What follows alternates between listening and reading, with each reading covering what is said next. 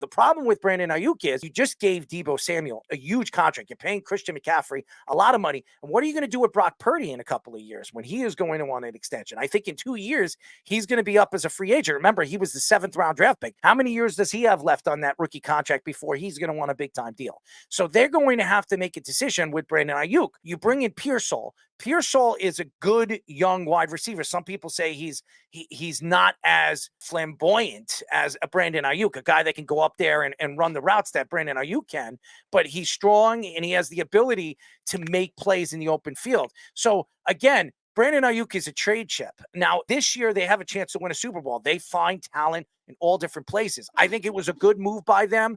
But again, you're going to have to pay this guy. And I don't think they're going to have the money to pay him. Now, there are other teams out there that could be looking for a wide receiver. The New York Giants were one of those teams before they brought in Malik Nabers.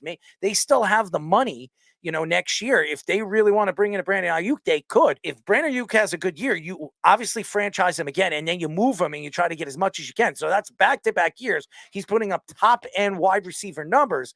Then you look at Brandon Aiyuk and say, okay, you can consider him as a top 5 elite wide receiver. I don't think he's elite yet because he's only done it one full season as an elite wide receiver. Last year was his best year as a wide receiver. If you look at it, Brandon Aiyuk last year, 16 games, 75 receptions, 1,342 yards, 7 touchdowns, second team All-Pro, snubbed from the Pro Bowl. Obviously, who cares about the Pro Bowl? 4-year NFL career. And his career, he has 3,931 yards. If you look at those numbers, is he worth $28 million? No. 4 years and 62 games, he has 3,931 yards. I wouldn't say, though, that would tell me he's an elite top-end wide receiver because there are a lot of wide receivers that get 1,000 yards a season. Brandon Aiyuk had his best year last year, as well as he should, because it was his final year of his contract. So now he gets franchised. He is going to want that $28 million.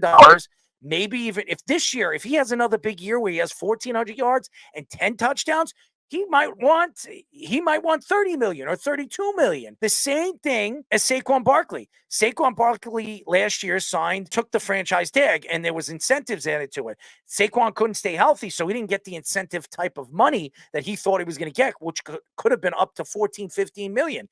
Saquon wanted an extension. He wanted a long-term deal because he wanted to stay put. He wanted to be comfortable where he was. I think that's what's going to happen with Brandon Aiyuk. Brandon Aiyuk is going to have a good year. And if he has back-to-back years, full extension, plays almost a full season and is as good as he was last year, he is going to get paid. And I think he gets franchised again next year and he's going to make a lot of money in the offseason. But if he has another back-to-back year numbers like he had this past year, he's going to prove that he's an elite wide receiver. Then you're going to have to decide what you're going to do with him. And I think there'll be teams lining up. Higgins, you could say whatever you want about Higgins. Higgins didn't have a good year. So him trying to get $25 or $23 million from the Bengals, you're just not going to get it. You had, 600 yards last year? Yes, they lost Joe Burrow, but there's no excuses. You're an elite wide receiver. You're going to go out there. You're going to get open. You're going to make plays. He didn't. Jamar Chase still had over 1,000 yards last year. Jamar Chase was still an elite wide receiver. Don't give me that crap that, hey, you know what, Joe Burrow wasn't healthy and we had Browning throwing the ball. That's not an excuse. So Brandon Aiyuk had Brock Purdy. Now, I don't think Brock Purdy is as good as everybody thinks he is. But again, he still made Brock Purdy look like he was Tom Brady. You have to see what these wide receivers are going to do and how they transition and open up the field for the other players that they have. Christian McCaffrey is a beast.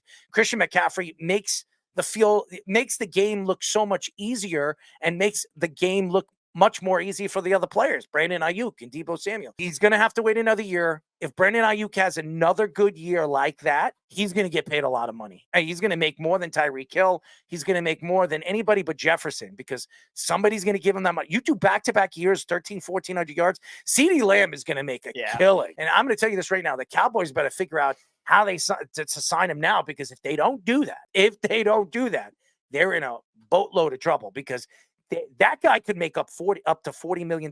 If there's an argument right now that's anybody close to Justin Jefferson, it's CeeDee Lamb. Why? Because the guy plays hurt and he's always on the field. Justin Jefferson was doing that for the 3 years. Last year, he missed practically the whole season, half the season. CeeDee Lamb, he plays hurt. He's on the field and he still makes the plays and he still puts up the numbers. So if I were the Cowboys, I would do anything I possibly can right now this offseason to seal that deal, because if you don't, you're going to lose him one way or another because he's not going to want to be there.